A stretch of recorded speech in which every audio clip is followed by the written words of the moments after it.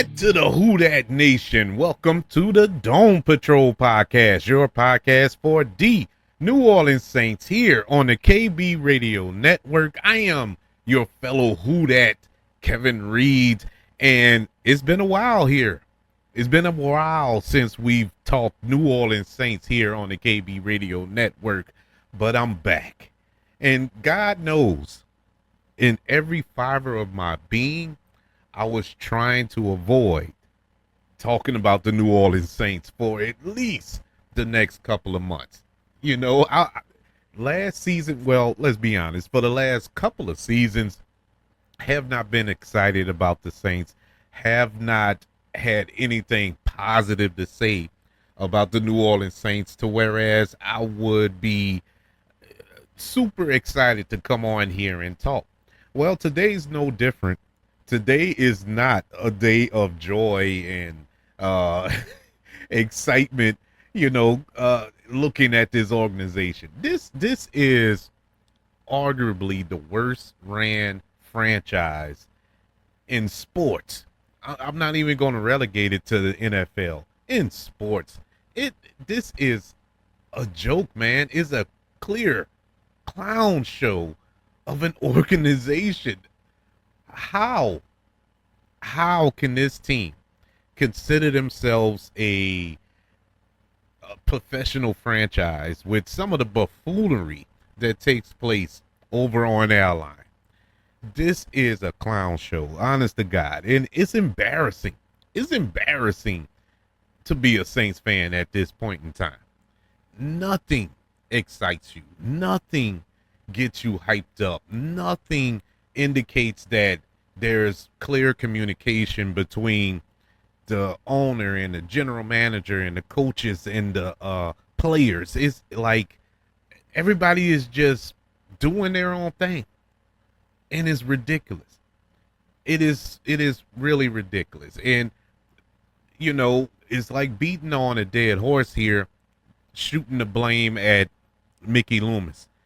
Mickey Loomis is who Mickey Loomis is. Everybody knows, at least here in the Who Dat Nation, everybody knows that this man can't manage a target, but he is the general manager of this franchise. He is doing a piss poor job at being a general manager. And all I can think about is the fact that it was all Sean Payton. Sean Payton had this team credible. Sean Payton had this team being talked about amongst the elite teams of the NFL over his 16 years here in the organization. And you can't help but think that way, because ever since the man left, it is night and day. I mean, night and day. Nothing has gone right. Not one decision made since the exit of Sean Payton has been the right decision, from the coach, from the quarterbacks, from the free agent signings, from the draft picks. Nothing has worked. But we get to 2025 and it's the same old thing. They get up there and act like, oh, we got it together. We're going to run it back. We're going to re-sign these same players who has given us 5-12 records. And like, okay, we got it. We're just a piece away. No, you're not a piece away. You're not a player away. This team needs to blow up. And if there was any time to blow up this team and rebuild, this was the time. This offseason. Dump these bad contracts, build up your roster with young, fresh players, get a coach in. And none of this show is going to be directing any slander towards Kellen Moore, because Kellen Moore just got here. Kellen Moore is a innocent bystander right now. And so I have nothing bad to say about Kellen Moore currently. So he's off the hook, but everybody else in this franchise isn't. But you bring in a coach who has some pedigree. You know, he's fresh off of a Super Bowl, being the offensive coordinator of the Philadelphia Eagles. Fresh off of a Super Bowl. His previous stops in Dallas and in Los Angeles were pretty successful as an offensive coordinator. So the ceiling is pretty high for him. You know, the sky's the limit. And it's encouraging, but at the same time discouraging, because does he have the talent that he had in Dallas, that he had at the Chargers, that he had in Philly? No, no, not at all. And so I'm not expecting him to turn this around with the roster that we have right now, and especially with Derek Carr at quarterback. But as the world turns, that looks like it's going to be uh that may not be in play this season, and good, because I don't like Derek Carr. There's no other way to put it. I can't sauce it up. I can't put a nice shiny bow on it. I can't put lipstick on this pig. I don't like Derek Carr. I tried when he first signed. I really did. I thought that he was going to be a difference maker. Never in a million years did I ever equate Derek Carr up there with Drew Brees. I never thought that he was going to be that type of free agent signing for the New Orleans Saints. But I thought at the very least he could be the best quarterback in this division in the NFC South. I mean, think about it. Look at the quarterbacks around the NFC South when he signed. You had Baker Mayfield in Tampa. You had Bryce Young in Carolina, and who was the quarterback for the Atlanta when he came? Was it Desmond Ridder?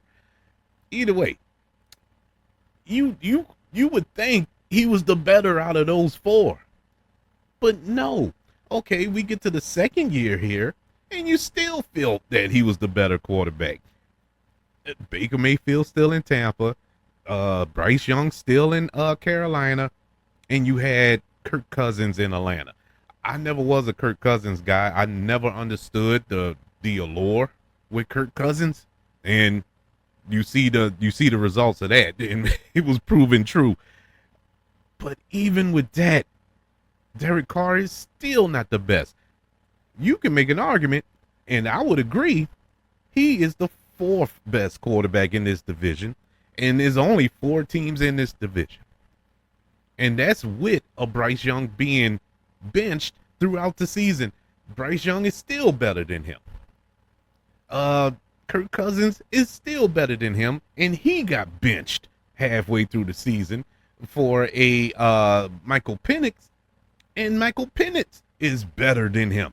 It is embarrassing. And this dude, and we're going to go through it. We're going to go through what all took place so far this offseason.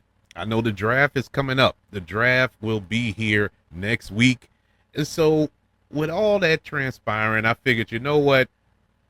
Now's a good time to talk about the New Orleans Saints, this offseason turmoil, this drama that's going on, especially the drama between Derek Carr and the New Orleans Saints. And this isn't a structured breakdown analysis of the offseason for the Saints. I just wanted to get some things off my chest in regards to what's currently going on and where the Saints should go, and are they going to try to, I don't know, right this wrong? Or are they going to continue to waddle in this mess that they created? Nobody to blame here but the New Orleans Saints, but Mickey Loomis, because there were really some boneheaded decisions that were made this offseason that just made a bad situation worse, and I really don't know how they're going to right this wrong. But we all know, to start off this offseason, the New Orleans Saints hired Kellen Moore after the Super Bowl to be the next head coach of the New Orleans Saints. Kellen Moore, as I was stating earlier, I'm somewhat excited about it. I'm excited in the sense of what he can bring as far as a new system, a new style of offense.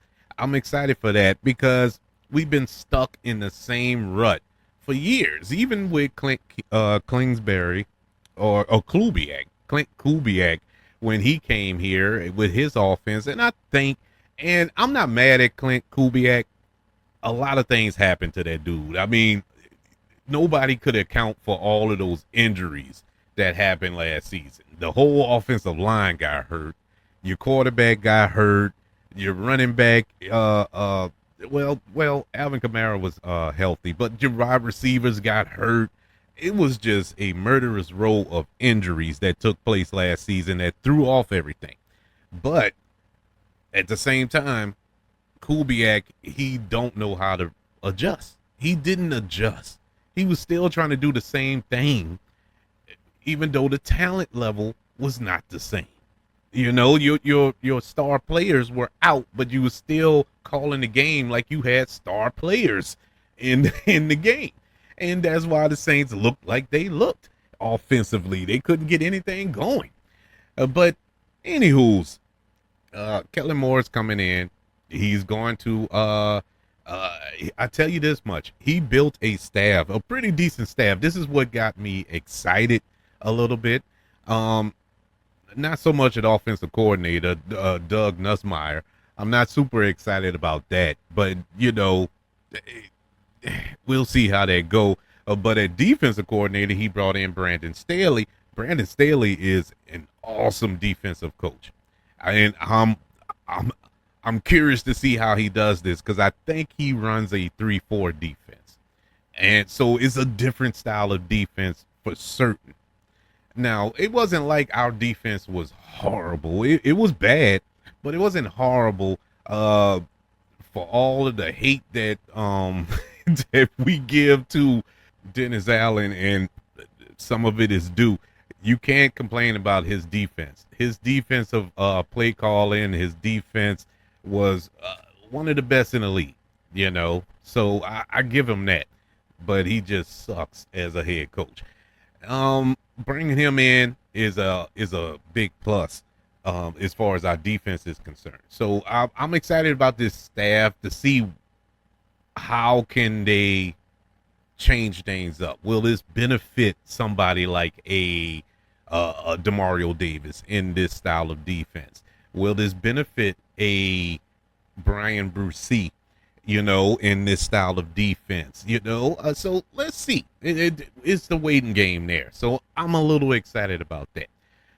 Now, speaking of players and how this staff will benefit, this is where the bonehead stuff really starts to come into play for me. I did not understand this free agent period for the New Orleans Saints. Number one, the Saints started off in the red like we always do. I think we were 68 million over the cap to start off. That is astronomical. But after a few restructurings and some cutting of players and whatnot, the Saints freed up a lot of cap space, and they were able to make some signings. Now, with that being done, a lot of players had to leave. Number one, and the one that just I think is going to come back and burn the Saints. I know is going to come back and burn the Saints. And it was cornerback Paulson Adebo. He went to the New York Giants. They let him walk out the door.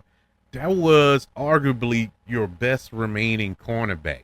You traded Marshawn Lattimore last season to the Commanders, which in a move that I wasn't mad at, I understood, but at the same time, Marshawn Lattimore is one of the best cornerbacks in the NFL. I mean, a generational quarterback, cornerback in the league. So why did you, I was cool with it because you had cornerbacks that were young and you was moving on to this young crop of cornerbacks that you have, and being led by Paulson Adebo. That's in my mind. But you let him walk out the door. The Giants signed him for a 3-year, $54 million contract. Could the Saints match that? I don't know. But in my mind, I think they could have. And I don't think you would have had to pay that much for him to stay. I honestly don't. But he's gone. Safety. They re-signed the safety. What's his name? Uge Amani, for a 1-year, $1 million deal. They Willie Gay, he's gone. He went to the Dolphins. You had Will Harris, he's gone. He went to the Commanders. And Will Harris, safety, he was a good safety. He was actually one of the shining lights back there in the secondary last season. He's gone. 2 years, $8 million, going to the Commanders. He's reteaming with Marshawn Lattimore over there. It didn't make sense. And another cornerback, Shamar John Charles, gone. Went to Seattle. 1 year, $1 million. You couldn't keep him? No, he wasn't a lockdown, shutdown cornerback, but he was good. He was decent. He was serviceable. Gone. So your whole cornerback, all your cornerbacks, well, most of your cornerbacks are gone. Now, this is where it gets crazy to me. It wasn't the money, because there was no reason why the money should have been an issue, because you laid up there and you paid Juwan Johnson, the tight end. You paid him 3 years, $3 million, $30 million, I should say, $10 million a year for Juwan Johnson. Juwan Johnson could have gone. He could go. And I'm not one of the haters of Juwan Johnson, but he's nobody that I would have broke the bank for. Not $10 million a year. You're not going to sit here and tell me Juwan Johnson is worth $10 million a year. No. That was a waste of money. I'm sorry. And that's with him going out next season and, I don't know, catching 1,200 yards, 15 touchdowns, and I'm still going to repeat that he's not worth $10 million a year. Because, number one, I know he's not going to do that. He is not that dude. He's not that dude. Let's be real. They re-signed Dante Pennis to a 1-year, $1 million contract. Like, that was something special.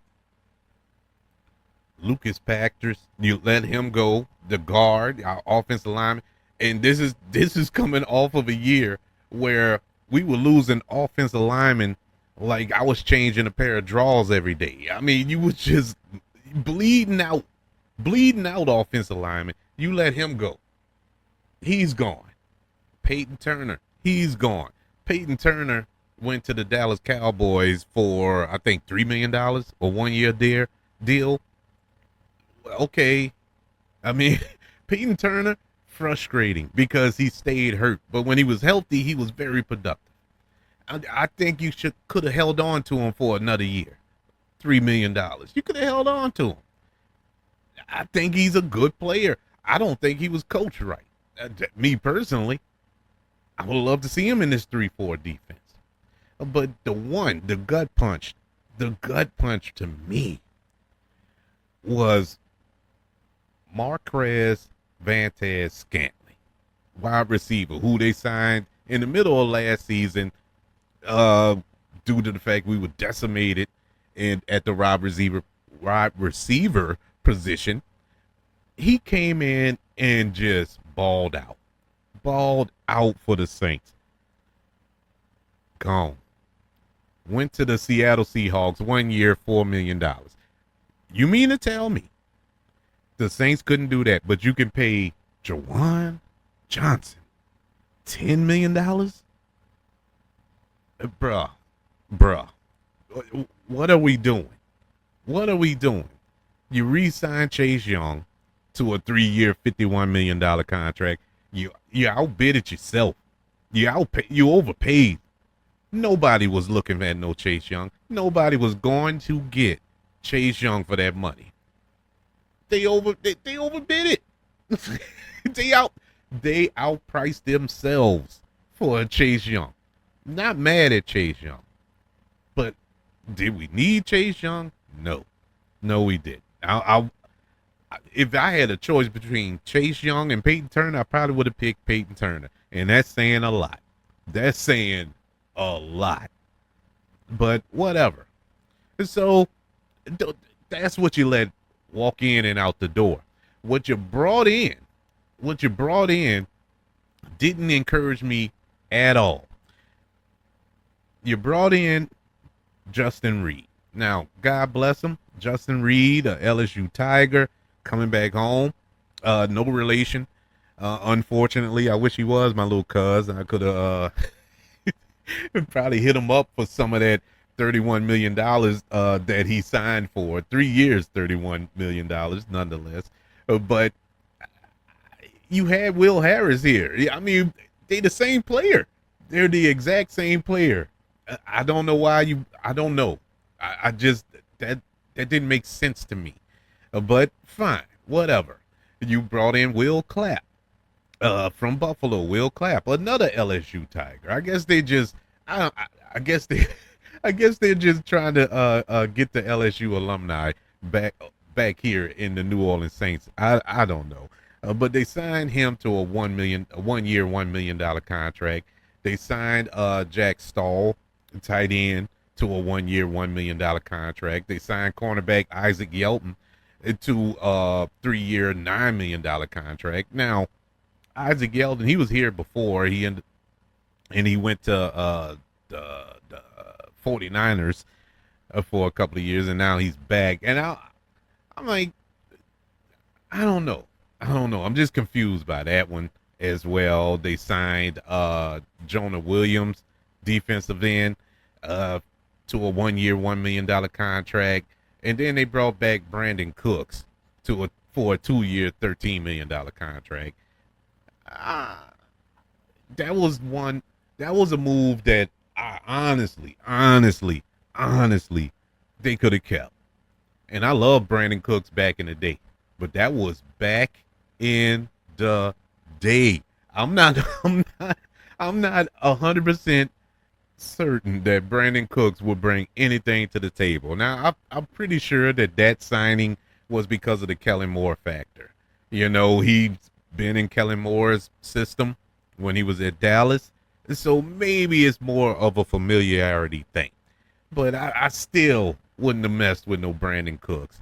And you let Vancast Scantling walk out the door. That's still upsetting to me. The Saints traded for defensive tackle Devon Gotrell, another LSU guy.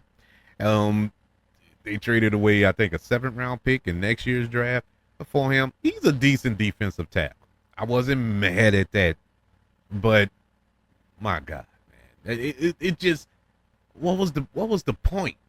Did any of those that I just named, did any of those moves excite you for next season?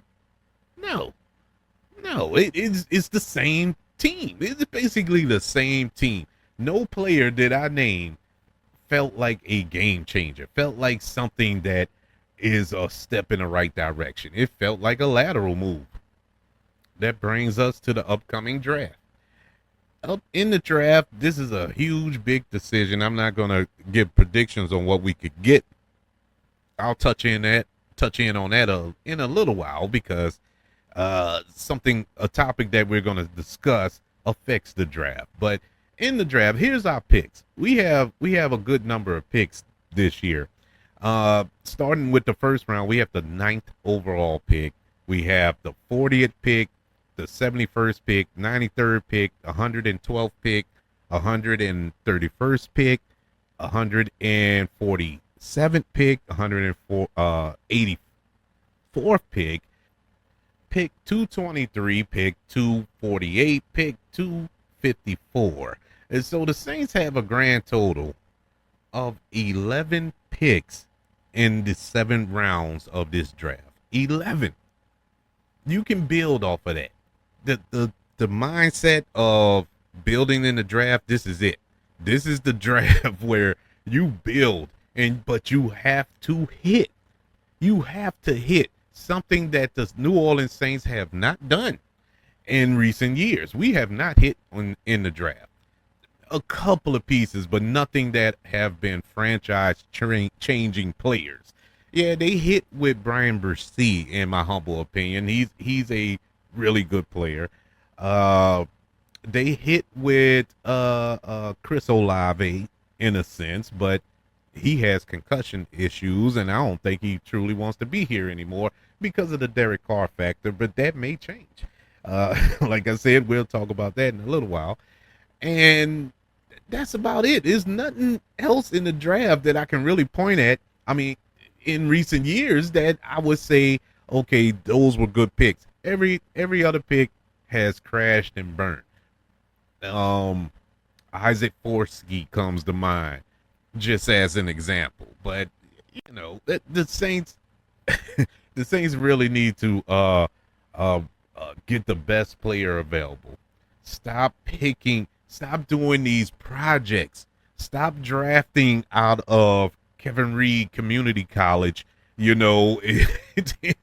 like, oh, he's raw, but we'll work with him. No, man, we don't have time to work with nobody. We really don't. We don't have time for that. And I know in the past, we didn't have the coaches to actually teach players. That was the problem. There was no development there. If you came to the New Orleans Saints at level 7, you're going to be at level 7 until you leave the New Orleans Saints. Prime example, Zach Braun. Zach Braun came to the New Orleans Saints at a 3, and they kept him at a 3. Actually, they bumped him down to like a 6 because they had him on special teams and everything. Never used him properly. What happened? He walks out the door. He goes to the Philadelphia Eagles, and he was a Defensive Player of the Year finalist. Made plays in the Super Bowl. Made it a interception in the Super Bowl. He was a factor in their Super Bowl victory throughout the year. He bumped up to a 1, leaving the Saints. Trey Henderson. Trey Henderson was a 4 here in the New Orleans Saints. Why? Because they had him on the bench. Come in every now and then. When he came in, he was an impact player, but put him right back on the bench. Did nothing. Excelled at nothing. He goes to the Cincinnati Bengals, leads the league in sacks every single season since he left the New Orleans Saints. The Saints don't develop nobody. And that was the problem. And it was mainly because of that staff, that coaching staff that the New Orleans Saints had previously. Hopefully with this staff, it will be different. And so I'm hoping that the draft goes the way the Saints need it to go. Players fall to where they need them to fall, and they pick him. Don't pass up on players, i.e. Jordan Love, i.e. Lamar Jackson, i.e., the list goes on and on. The Saints passed up on so many players to draft a center or a guard that didn't quite pan out, and only to change their positions once they get here anyway. You draft a center to put him at guard, and you draft a guard to put him at center. You draft a left tackle to play him at right tackle, and it's just, you tell me. You tell me that this isn't boneheaded mindset that's going on over there. It is mind-boggling. But in any event, let's get into the main event. Let's get to what we all came here for. Let's talk about your starting quarterback for the New Orleans Saints, Derek Carr. Just to reiterate, don't like Derek Carr. I don't like Derek Carr as a player, and I don't like him as a person. I did have a smidget of respect for him as a man. That's pretty much gone now. That's almost out. That tank is almost empty with me because I have zero respect for him as a human being. The dude is just trash. He's trash on the field, and he's trash as a teammate and as a person, because the stuff he does is selfish, is inconsiderate, and he doesn't care. He doesn't take responsibility. I think back to years of greatness we had with Drew Brees. That's why when we had him, we should have been appreciating him more. And I'm pointing to myself too. I remember to the last 2 years that Drew Brees was here, I was ready for him to go. I really was. I was like, man, it's over for Drew. He needs to go. And I never gave this dude the proper respect. 50% Drew Brees is 10 times greater than a 100% Derek Carr. And I did not appreciate Drew Brees for what he was. Drew Brees will go out there and have the greatest game of his life. He'll be like 18 for 24, 317 yards and 4 touchdowns in a loss, and get on the podium and take all the blame. I put that all on me. He'll bring up those 5 incompletions that he had. Oh, I could have thrown it better here, or did this or did that. That's the player. Now he probably get in the locker room and go off on everybody, but that was behind closed doors. But he took, when it came to being in front of a microphone or a reporter or whatever the case may be, he took the blame.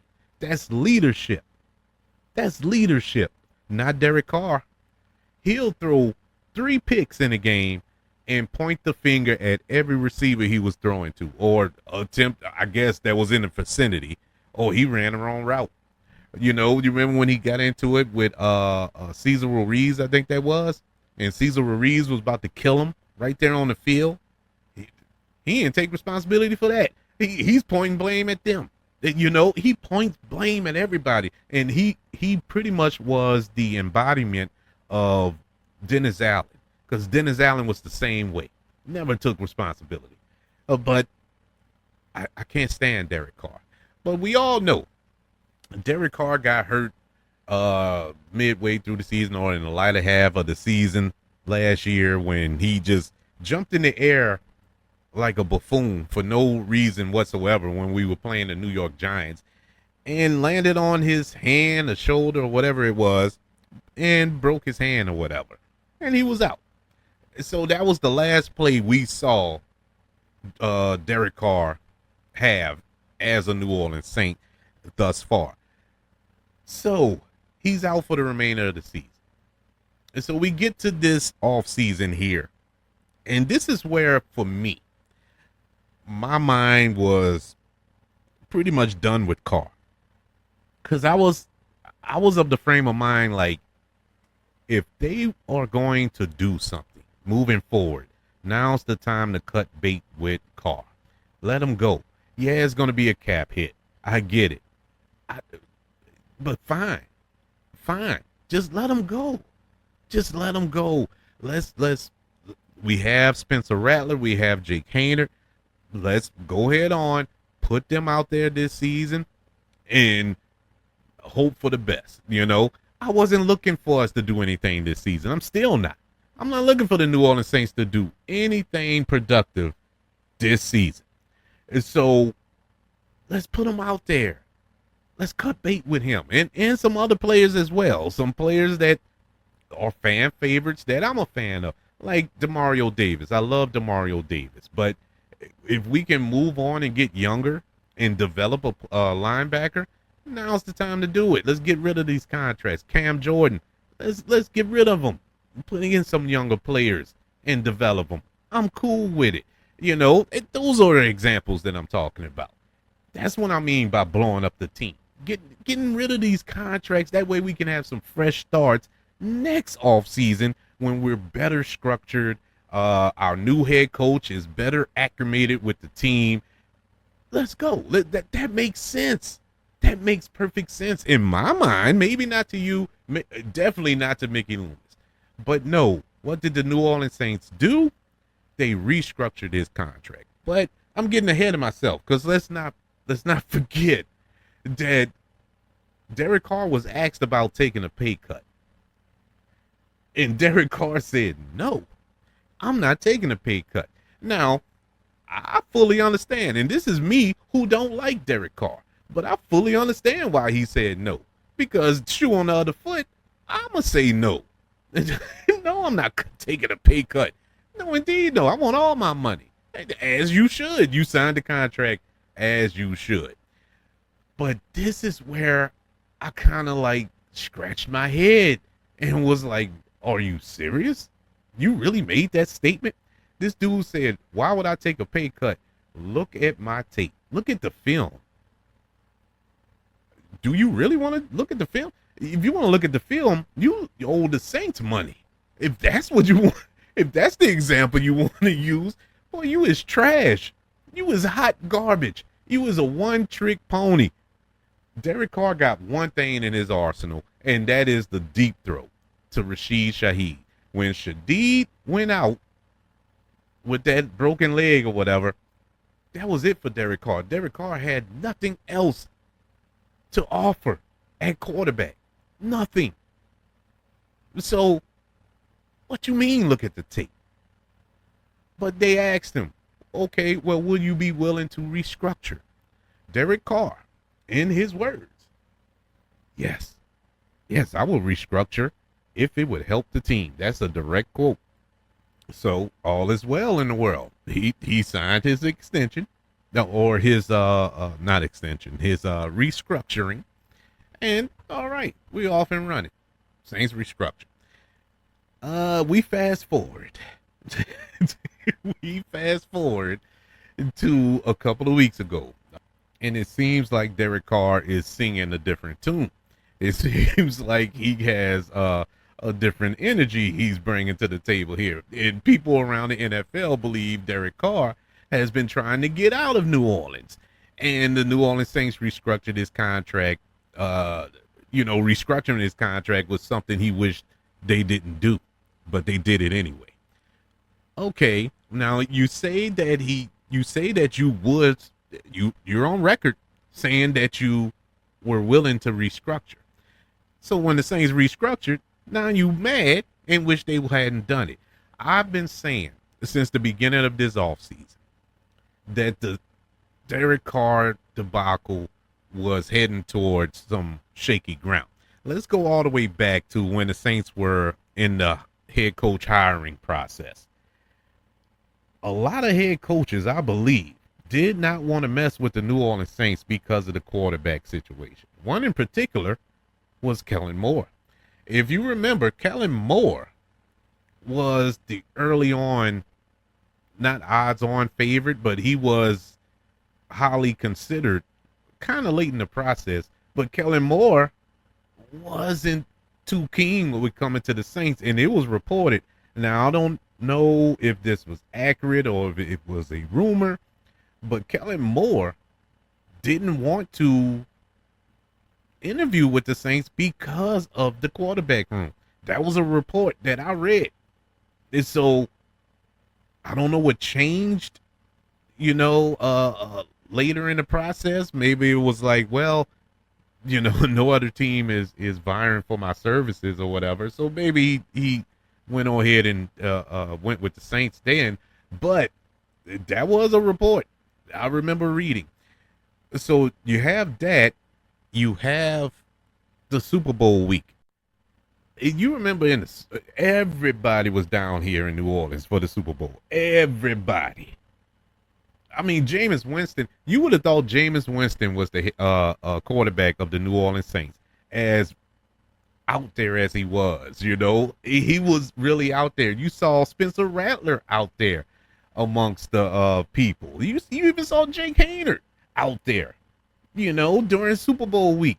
That's fine. That's cool. You're representing the team. You had other players from the team, Cam Jordan, Demario Davis, all of them were out there putting themselves out there because it was the Super Bowl here in New Orleans.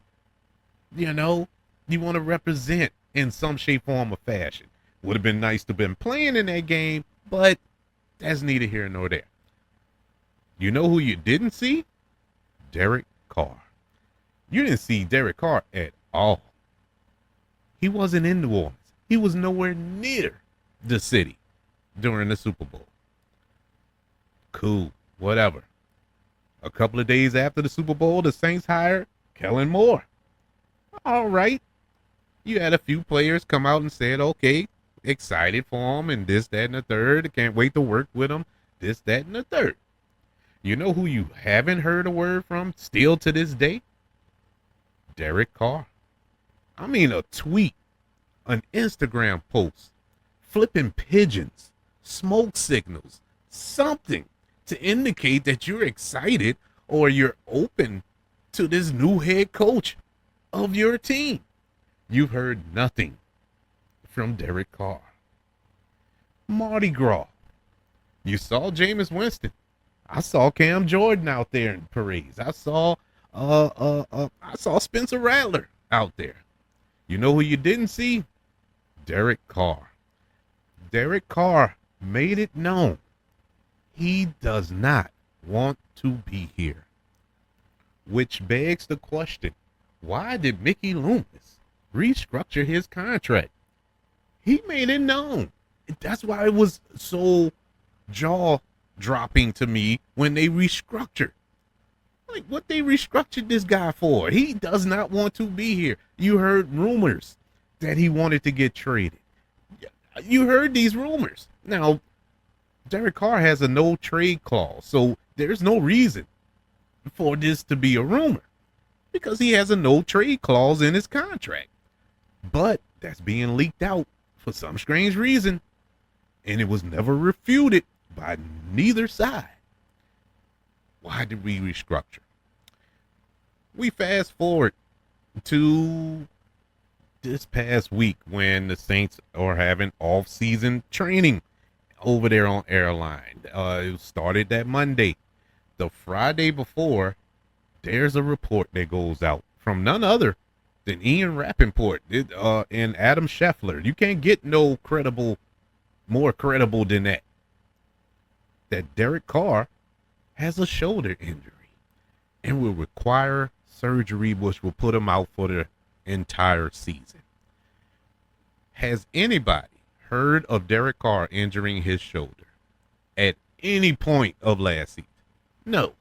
Yeah, he took that bump, he took that hit, but all reports after that, it was his hand, never his shoulder.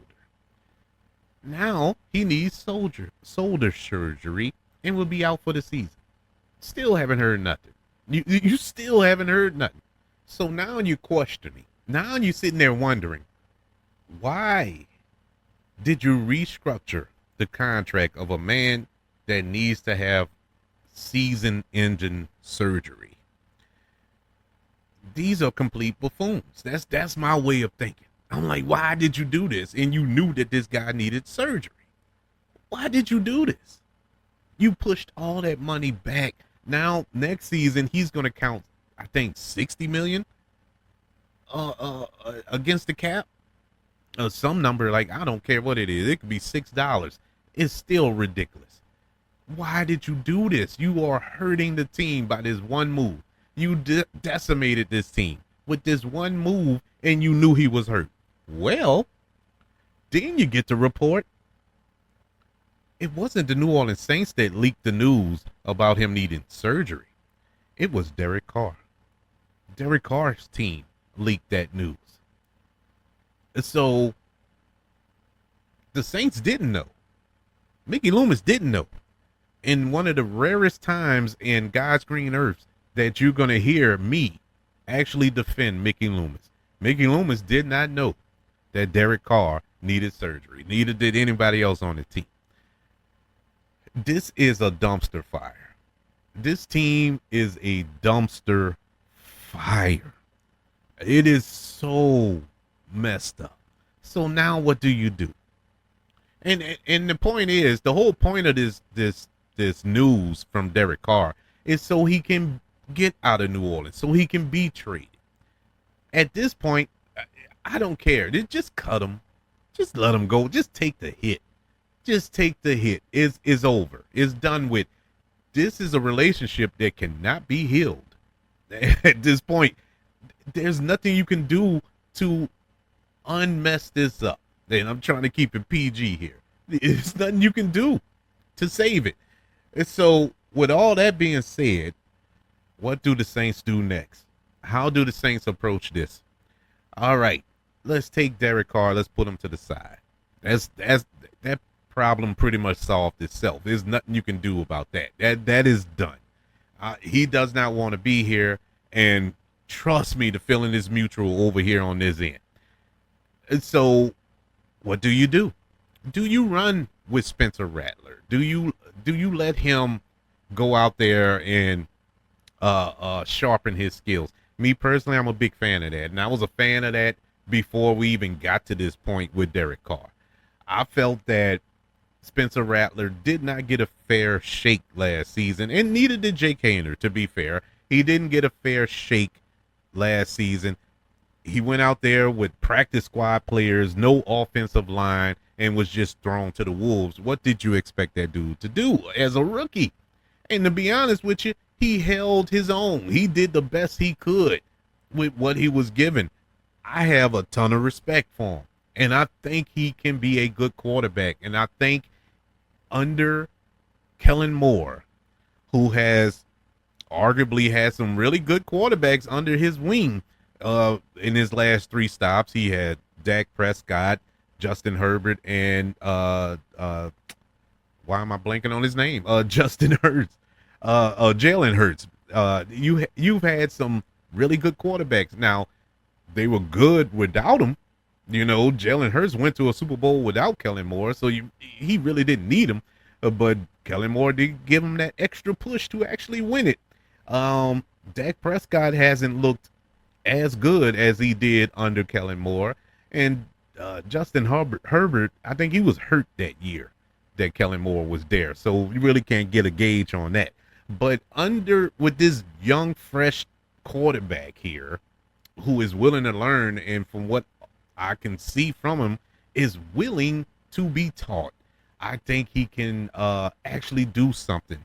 Now, do I feel he's the quarterback of the future? I can't really throw that out there with him. I'm not 100% confident to say that with my whole chest yet, but I think he's a good quarterback, decent quarterback that can get us some wins, that can actually make the Saints look like a credible team next season. Now, we'll play it by ear as far as going forward in the future. Now, in regards to all that, Saints own the number 9 pick. All reports are saying that Shadir Sanders, Deion Sanders' son, the quarterback for the Colorado Buffaloes, will fall to the New Orleans Saints. And the Saints the odds are favored to pick him. I'm of two minds of that. I'm straddling the fence on that. I like Shadir Sanders. I think he's a really good quarterback. I don't know why people hate on Shadir. I guess because of the nepotism factor of it all, that he's Deion Sanders' son and he was given everything. You still got to go out there and play. I don't care who your daddy is. You still got to go out there and play. And from what I've seen, the boy can play. He is really good. Really, I mean, accurate, got a pretty deep ball. He reads defenses. What people don't remember or don't realize or just don't want to know, you know who helped train Shadir Sanders as a quarterback? Tom Brady. Tom Brady. You don't get any greater than that. That's the GOAT. So if Tom Brady is teaching him, I think he can play quarterback in the NFL. I'm just throwing that out there. So if Shadir falls to the Saints at 9, sure, I would pick him. The reason I wouldn't pick him, and I felt this way prior to all this Derek Carr foolishness came into play, I don't see you picking Shadir Sanders at number 9 or any quarterback at that, for that matter, and sitting him behind Derek Carr. I didn't see that. No, that wasn't going to work for me, brother. I honestly, I did not see that happening. Now that this new wrinkle has happened, in regards to Derek Carr not playing for the New Orleans Saints allegedly next season, sure, let's get him. Let's get him. Let him and him being Shadir Sanders and Spencer Rattler batter it out at camp. Let's see where we at with it. Do I still feel good at putting Shedeur Sanders out there with makeshift offensive line and some question marks at wide receiver? Yes, I am, But at the same time, I'm also skeptical of putting Spencer Rattler behind that offensive line and these makeshift receivers and whatnot. So I'm, you know, you're damned if you do, damned if you don't at this point. you But if we're trying to rebuild and build for the future and get a franchise quarterback, let's do it. I mean, if you're gonna do it, let's do it. Let's go in. Let's go all in. And I think Shedeur Sanders is probably your best option. I'm not saying he's the best quarterback in this draft. Yeah, Cam Ward is there. If you want to play around with Jackson Dart, sure. But with that being said, you want to get the best available, like I was saying earlier. Shedeur Sanders is better than Jackson Dart. Now, if Shedeur Sanders is not there at 9, if somebody gets him earlier, okay, then we get Jackson Dart. If he's there. So all I'm saying is don't pass up on something that is potentially better. Don't do it. All to prove a point. And that's what scares me in this draft.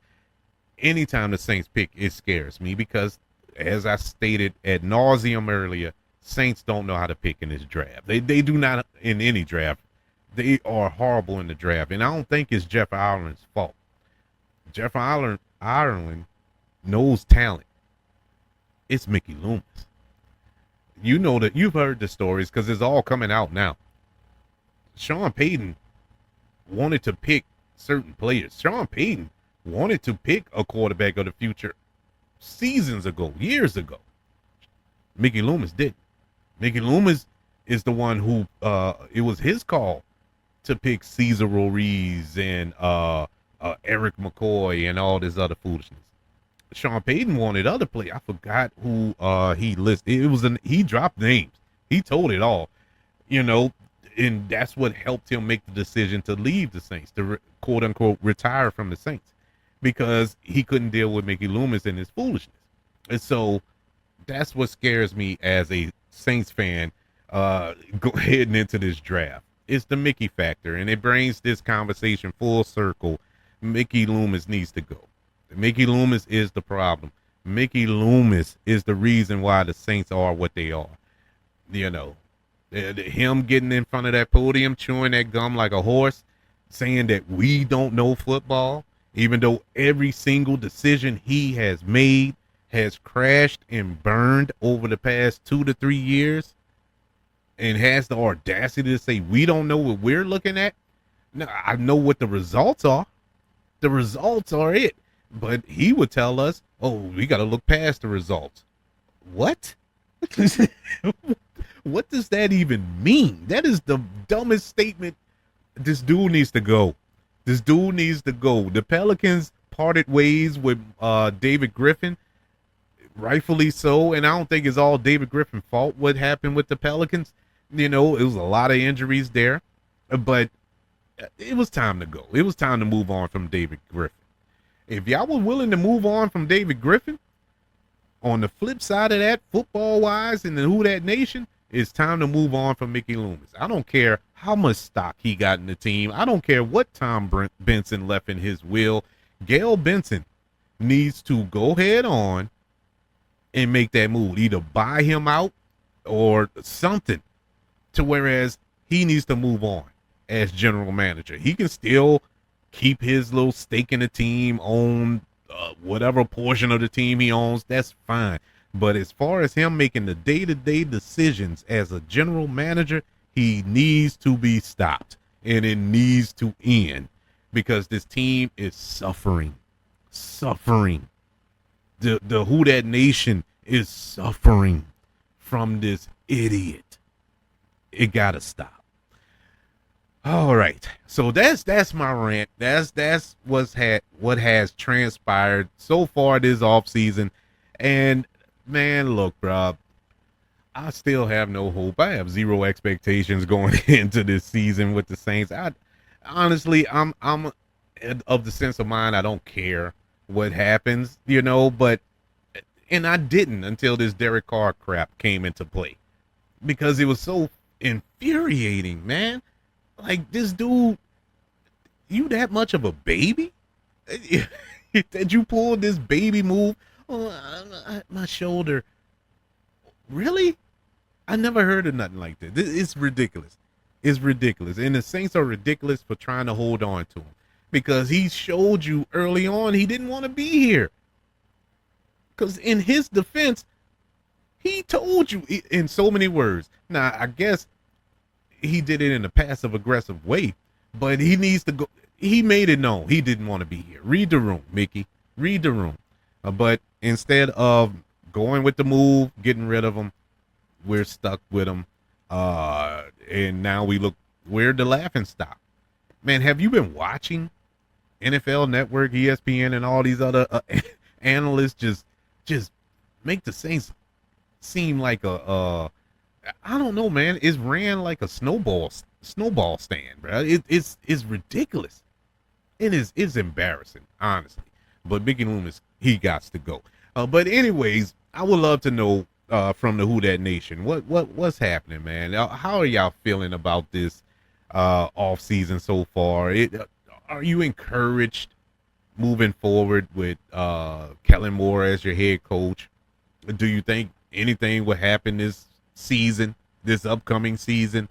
Are you looking forward to the draft? What the Saints are going to pick, or who the Saints are going to pick, I should say?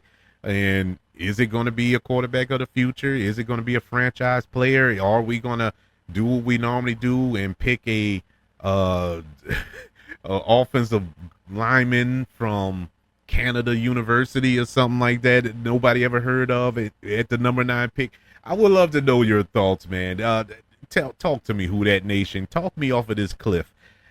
Email the show, kbradiopodcast@gmail.com. You can search for this show on all social media platforms. Just search for the KB Radio Network. Also, YouTube, everybody. Subscribe to the KB Radio Network channel on YouTube and like this video if you don't mind. Don't forget about the 5 stars, the reviews, and sharing this show if you're listening on Apple Podcasts, Spotify, iHeartRadio, wherever you are currently listening to the Dome Patrol podcast, your podcast for the New Orleans Saints here on the KB Radio Network. Everybody, thank you for joining me as I went on a almost hour-long rant about the New Orleans Saints off season so far.